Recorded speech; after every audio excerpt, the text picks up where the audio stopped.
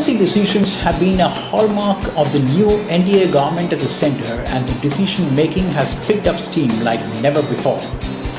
Many state governments have also followed suit. Industry followers as well as ordinary citizens may find it hard to keep pace with the decision making in various sectors which will affect their business, their occupation and their lives.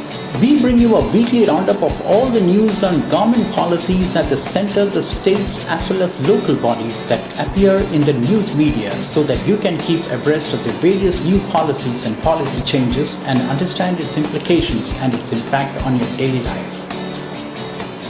From bharatniti.in, this is MERIDIAN. Hello and welcome. Let's begin with the top government policy news this week.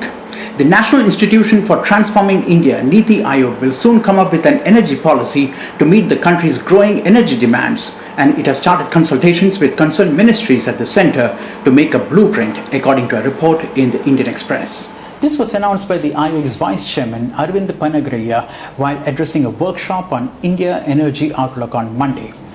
The proposed energy policy will focus on an integrated approach in harnessing the potential of power generation through solar, wind, gas and coal to meet the country's energy demand.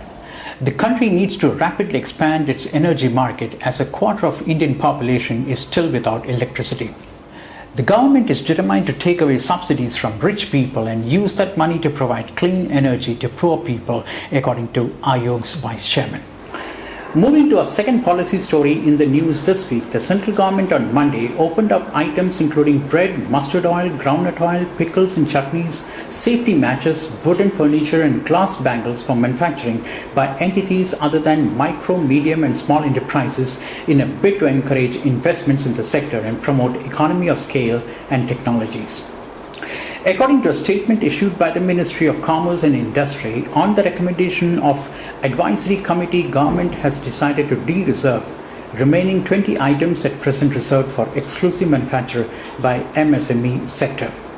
The items include exercise books and registers, wax candles, laundry soaps, fireworks, agarbattis, glass bangles, steel almirahs, rolling shutters, steel chairs and tables of all types, padlocks, stainless steel utensils and domestic utensils of aluminium, according to a Financial Express report.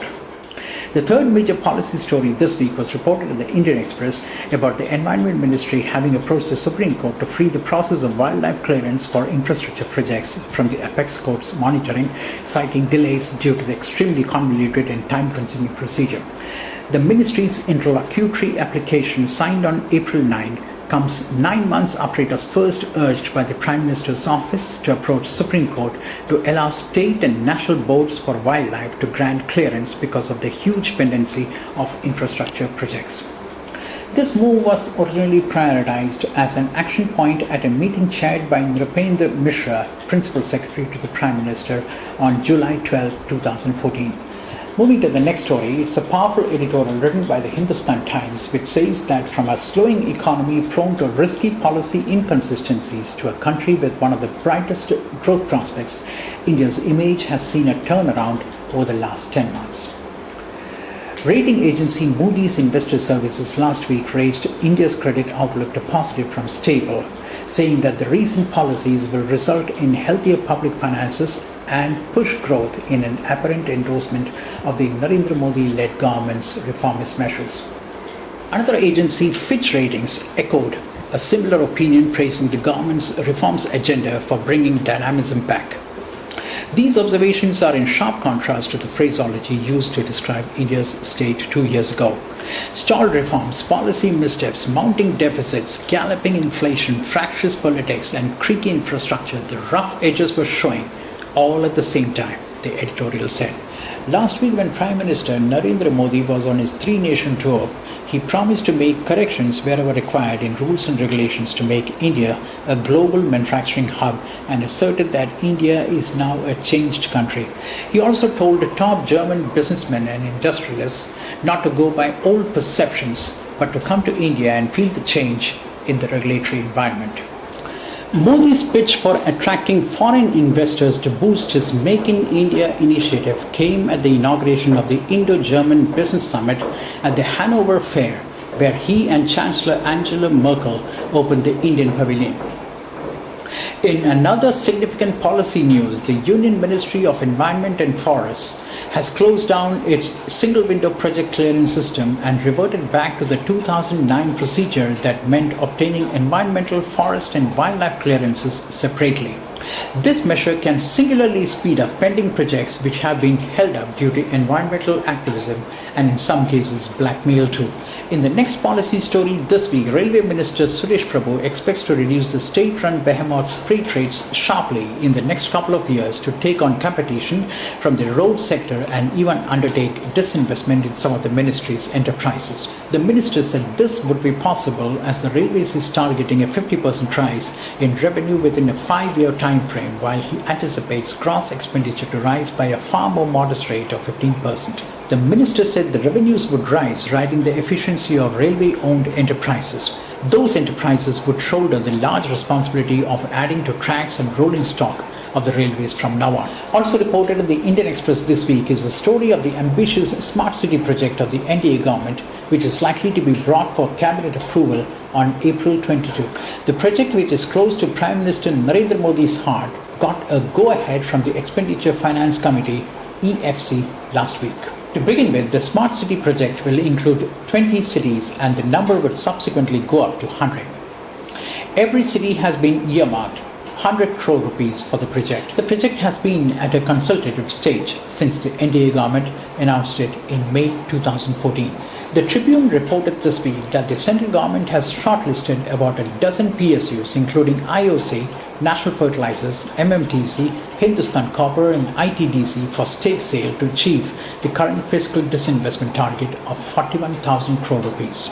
The Department of Disinvestment plans to divest 5 to 15% government stake in these state-owned companies and has already floated a draft cabinet note to seek approval for stake sale in certain PSUs, according to the Tribune story.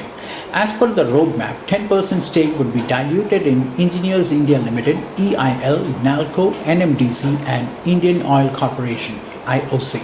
The government is looking at awarding 8,500 kilometers of road development projects in the current financial year, nearly half of which will be executed under the new hybrid annuity model.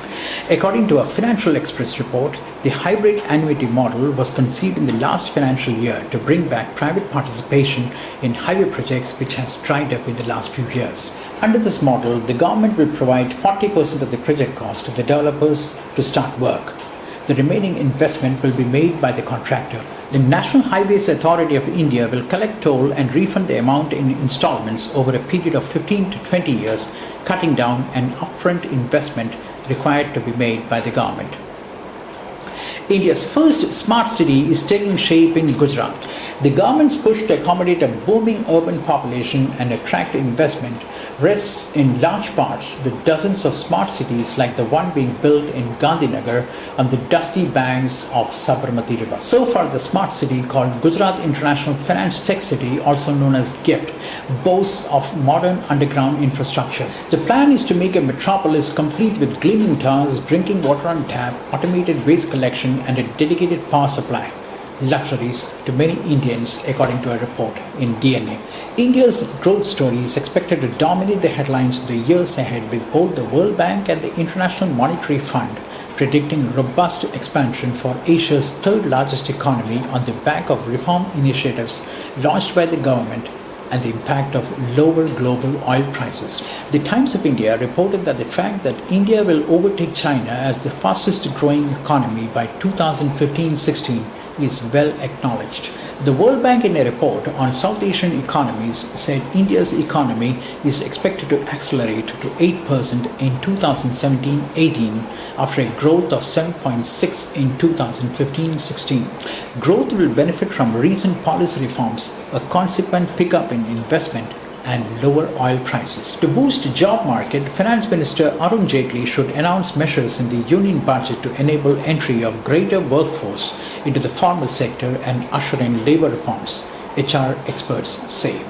IBN Live news portal reported that in the last year's budget, the government has given an impetus to skill development, while the Make in India campaign has raised expectations pertaining to more measures for the job market growth.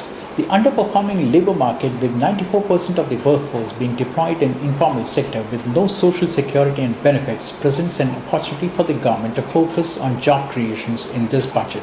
The execution of the Eastern Peripheral Expressway, one of the two crucial projects conceived nearly a decade back for decongesting roads in the national capital, is to be implemented on a fast-track mode by the centre, with a cabinet clearance for the reformated project expected before the end of this month. We are ready with the bids. The orders in 7 packages would be placed as soon as the cabinet approval comes through, a senior official in the Ministry of Road Transport and Highways told the Indian Express. The National Highways Authority of India has been asked to go flat out and ensure that the project is completed in the next 3 years. At a time when Prime Minister Narendra Modi is busy drumming up support for his high-decibel Make in India campaign, Maharashtra Chief Minister Devendra Fadnavis has quietly initiated talks with Swedish defence company Saab Group to set up a production unit in his state. And with that, we come to the end of this week's news coverage of various government policies appearing in newspapers, news magazines, news portals and TV channels. We would love to know what you think about this program. You can always reach us at our email ID editor@bharatneeti.in. And thanks for watching.